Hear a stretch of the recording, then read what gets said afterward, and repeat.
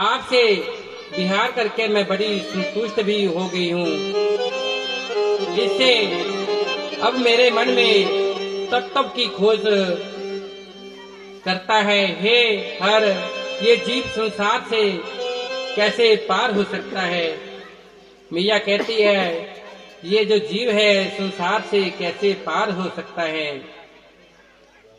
भगवान कहते हैं, हे दक्षायनी, हे महेशानी, विज्ञान ही परम तत्व और दूसरा स्मरण केवल ब्रह्म का स्मरण है।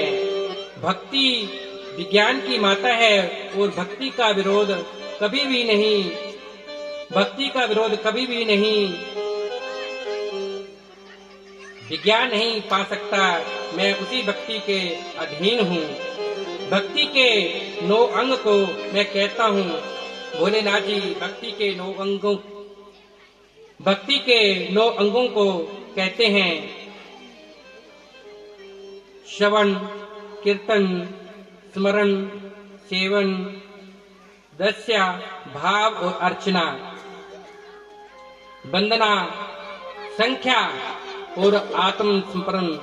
ये सब युगों में भक्ति के विशेष अंग हैं, परंतु कलयुग में तो भक्ति विशेष फलदायक होती है। इसी की प्रत्यक्षा से ही तो मैं इसके वश में हूँ।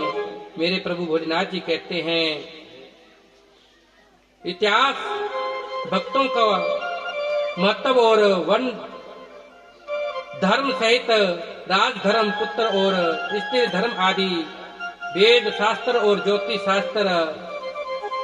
शास्त्र तथा अनेक शास्त्रों का तत्व कहा है। इसी प्रकार हिमालय पर क्रीड़ा करते हुए सती और शिव ने अनंतर भी दूसरे स्थानों पर विहार किया। बोलिए हर हर महादेव, हर हर महादेव। मेरे प्रभु भोलेनाथ जी माँ सती जी के साथ नंदी पर सवार बैठे हुए त्रिलोक भ्रमण कर रहे थे, तो भगवान दंड वन में पहुंचे, पर उन्होंने सती को वहां की भूमि दिखलाई और जहां से रावण भगवती सती को हरा के ले गए थे, और भगवान राम सीता के वियोग में लताओं और वृक्षों से भी उनका परिचय पूछ रहे थे। बोलिए हर हर महादेव। मैया सती को ये सब बतलाकर मेरे प्रभु भोलेनाथ जी वहां से आगे बढ़े और उन्होंने भाई लक्ष्मण के साथ सती को खोजते हुए, बोलिए हर हर महादेव, भाई लक्ष्मण के साथ सीता को खोजते हुए भगवान राम दिखलाई पड़े। शंकर जी ने दूसरे मार्ग में से जाकर आगे से प्रणाम किया और प्रसन्नता से जय शब्द कहकर श्री प्रभु राम को अपना दर्शन दिया। ये देखकर जगजननी जगदम्बा सती मोहन वाली सती शिव को भगवान की माया से मोहित हो गई और उन्होंने मुस्कुराते हुए मेरे प्रभु से कहा कि हे परमेश्वर, आप तो सब देवताओं से प्रणाम और सर्वस्व है, फिर मनुष्यों की तरह वन में विचरते हुए इन दोनों मनुष्यों में श्याम वर्ण वाले को आपने प्रणाम क्यों किया? वे दोनों मनुष्य कौन थे? हे स्वामी, मेरी समस्या को निवारण कीजिए। भगवान प्रभु भोलेनाथ, मेरे प्रभु भोलेनाथ मुस्कुराते हुए बोलते हैं, एक साक्षात विष्णु भगवान का अवतार है, परंतु मां सती के मन में विश्वास नहीं हुआ। मेरे प्रभु कहते हैं, तब सती के अश्वास चित्त को देखकर मेरे प्रभु भोलेनाथ ने कहा कि हे देवी, यदि तुमको मेरे वचनों में विश्वास नहीं तो जाकर अपनी बुद्धि से राम की परीक्षा करो। भगवान कहते हैं अपनी बुद्धि से राम की परीक्षा करो। हे प्रिय, जैसे तुम्हारा ये मुंह दूर हो जाए, ये भ्रमण दूर हो जाए, वैसा ही उपाय करो। फिर तो मेरे प्रभु भोलेनाथ जी की आज्ञा पाते ही माँ सती जी राम की परीक्षा करने चली। वहां जाकर विचरने लगी कि किस प्रकार मैं प्रभु कहने लगी किस प्रकार मैं राम जी की परीक्षा लूं। उन्होंने सोचा कि मैं सीता का रूप धारण करके राम के समीप जाऊंगी।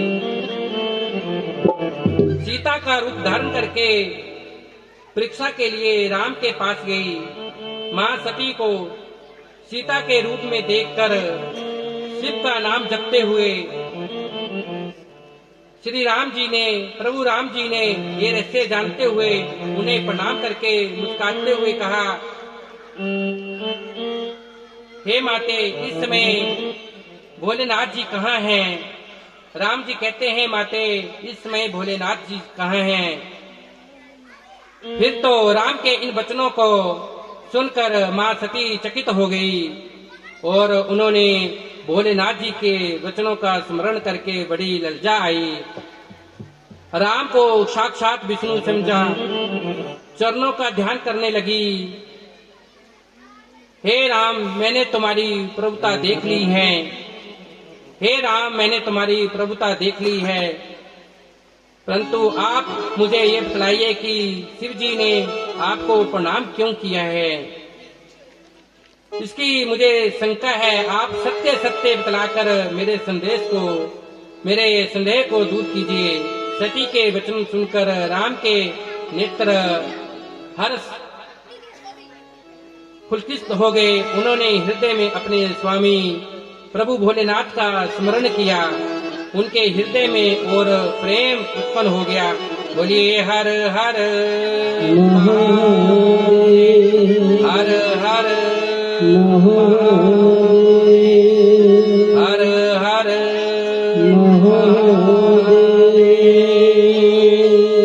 सती ने उनका हृदय प्रेम उत्पन्न हो गया। सती जी ने नहीं कहा, इसलिए भगवान राम शिव जी के पास नहीं गए और भोलेनाथ जी का यथोक्त गान करते हुए सती से बोलते हैं। प्रभु राम बोलते हैं, देवी, एक समय बहुत पहले प्रभु भोलेनाथ ने अपने लोक में विश्वकर्मा को बुलाकर उसमें एक मनोहर गौशाला बनवाई और उसमें एक मनोहर भवन और एक दिव्य सिंहासन तथा सबसे अद्भुत एक दिव्य श्रेष्ठ छत्र भी बनवाया। फिर इंद्र आदि सब देवताओं, शास्त्र पुत्री सहित ब्रह्मा, मुनियों, देवियों और अप्सराओं को बुलाकर अनेक वस्तुओं को भी संग्रह करवाया। नागों की 16 कन्याओं ने मंगलाचरण किया और संगति भगवान ने बीना, वृद्ध आदि बाजे बजाकर संगीत गान करवाया। इसी प्रकार का बड़ा समारोह और उत्सव किया।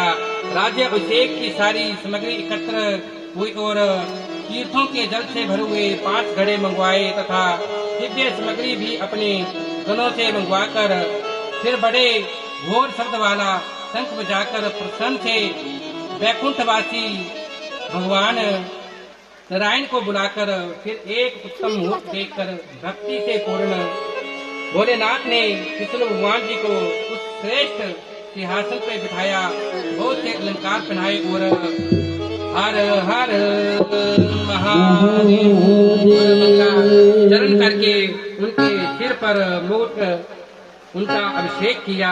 बोलिए हर हर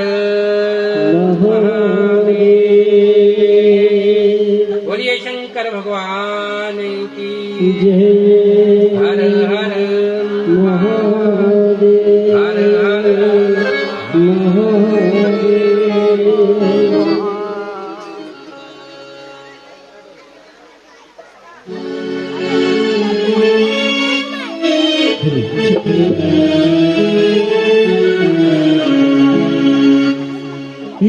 राधा